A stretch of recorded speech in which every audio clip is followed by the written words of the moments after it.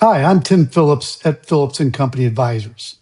Everything we do is built around one idea, helping you build not just wealth, but confidence, clarity, and long-term financial strength. Because the truth is, success with money isn't about spreadsheets alone. It's about behavior, patience, and perspective. That's why I'm excited to introduce our friend Morgan Housel, best-selling author of Psychology of Money.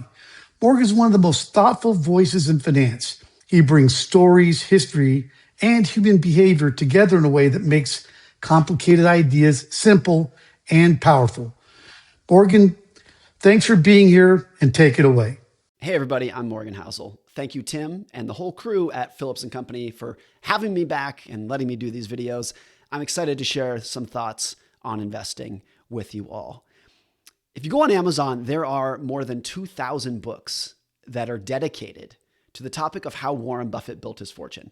A lot of them are really good books that I would recommend, but few of them pay much attention to the simplest fact, which is that Buffett's fortune is not due to just being a good investor. It's that he's been a good investor since he was literally a child. As I write this right now, Warren Buffett's net worth is about $150 billion, give or take.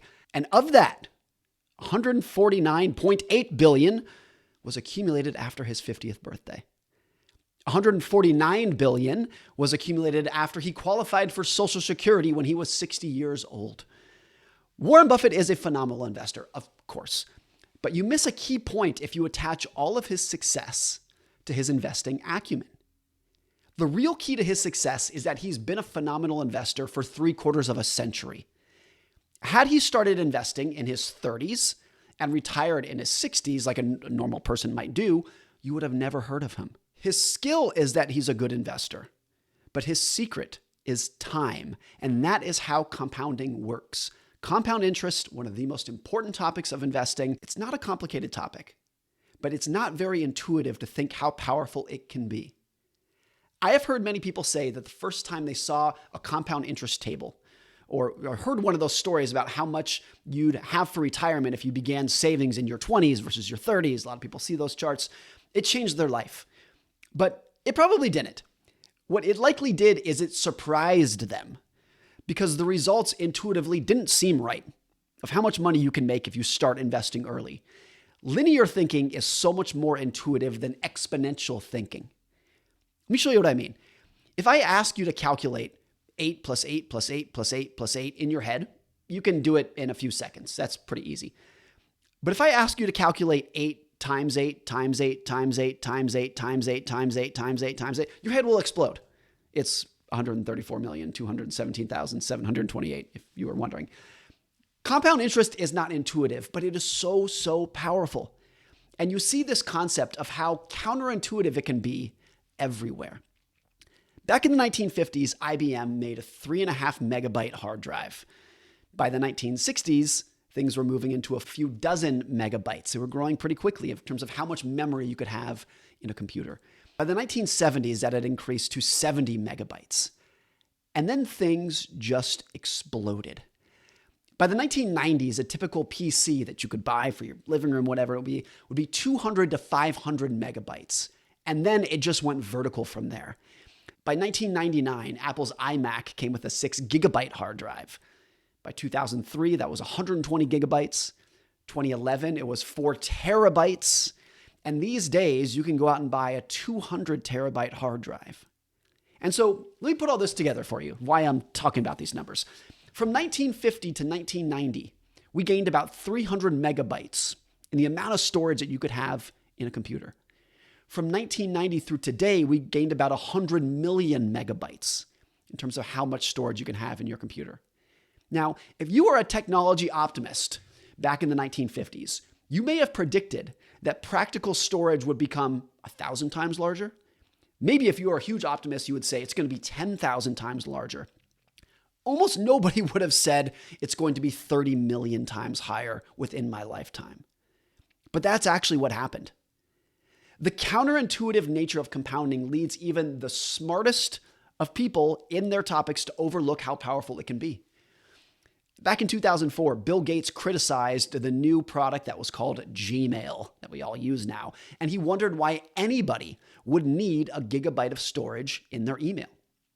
Author Stephen Levy wrote a great book about this period of Google, and he wrote, quote, "Despite his currency with cutting-edge technology, his mentality was anchored in the old paradigm of storage being a commodity that must be conserved." So no matter how smart you are, you never get accustomed to how quickly things can grow. The danger here is that when compounding isn't intuitive, we often ignore its potential and focus on solving problems through other means. Not because we're overthinking, but because we rarely stop to consider compounding's potential. None of the 2,000 books picking apart Warren Buffett's success are titled, "This guy has been investing consistently for 3/4 of a century." But we know that's the key to his success.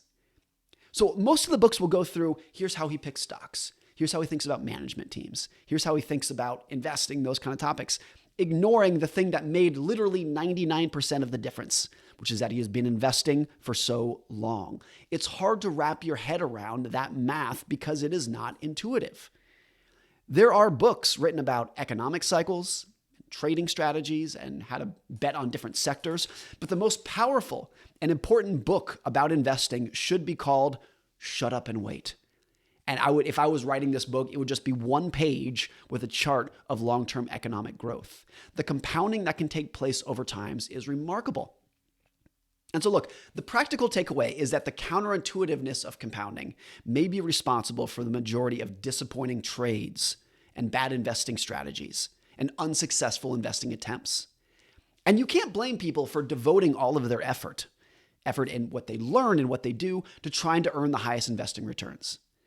It intuitively seems like the best way to get rich. But good investing isn't necessarily about earning the highest returns, because the highest returns tend to be one-off hits that can't be repeated. Good investing is about earning pretty good returns that you can stick with and which can be repeated for the longest period of time. That is when compounding works its magic and runs wild. Now, the opposite of this, which is earning huge returns that you can't repeat, can lead to some tragic stories. Let me tell you one of the big takeaways here. It's the power of starting small. If you start investing today with $1,000 or even $100, it can feel meaningless. But when you understand the power of compounding, especially for young people who have decades in front of them, the results can not only be meaningful, but truly extraordinary.